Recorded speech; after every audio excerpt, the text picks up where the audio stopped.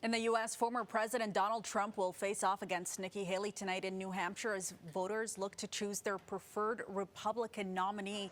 The former South Carolina governor starting off the New Hampshire primary with a win over Donald Trump in the tiny town of Dixville Notch. Trump, meanwhile, aiming for a commanding victory when the rest of the delegates' votes are counted in that state tonight, potentially setting the stage for a November rematch against Joe Biden.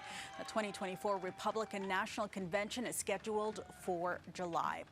CNN's Gloria Pazmino joins us now from New Hampshire. Gloria, Nikki Haley is the last candidate standing between Donald Trump becoming the Republican presidential nominee, and we've seen her out and about. What is her pitch to voters? Well, Faiza, Nikki Haley is certainly doubling and tripling down in the last hours of this primary election here in New Hampshire. We heard from her just a few hours ago saying she has no plan to leave the race, even though Donald Trump suggested that she just might by this evening. She said she has no intentions of leaving the race. And then her campaign manager just sent out a note to supporters outlining the reasons why they want to keep going in this fight. Her campaign manager pointing out the fact that this election has just barely getting started. We are early in the nominating process, and that there is still a long road to go, and that voters should get a chance and an opportunity to choose between these two candidates that are left, Nikki Haley and Donald Trump.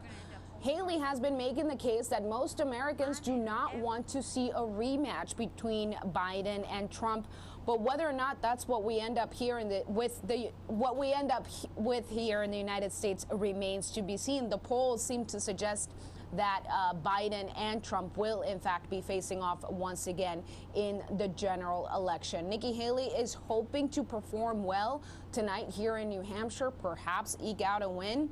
But if she doesn't, it's going to be hard to see just how she can justify staying in the race, going to South Carolina and the rest of the nominating states in this process. So New Hampshire bills itself as the first in the nation primary, but how good is the state record when it comes to picking the nominee for president? Well, you know, Faiza, they have a pretty good record, actually. Only back in the 1950s did the GOP nominee, did the GOP winner of the primary race here in New Hampshire did not go on to win the nomination in November. You might remember that 2016, Trump won the primary here in New Hampshire. He did so in 2020 as well. And usually the winner of the New Hampshire primary goes on to become the nominee. They have a pretty solid record. One thing we have not seen in the very many years of these elections is a candidate who is both able to win in the Iowa caucus, which was held just a couple of weeks ago, and the New Hampshire primaries. If Donald Trump pulls that off, that will be a history-making moment. We haven't seen that just yet. So it really just gives you an idea of how much Trump still has a lot of support from those who want to see him come back, those who want to see him face off against President Joe Biden, despite the fact that he's still facing 4 separate legal cases, 91 charges that he has been appearing in court for. And that is certainly going to change the way that this race plays out. It's certainly a moment we have not been here before in the United States, having a potential nominee that is facing criminal allegations and who perhaps could be facing convictions in the near future. Okay, all eyes on New Hampshire. Thanks so much, Gloria. That's CNN's Gloria Pazmino reporting from New Hampshire for us.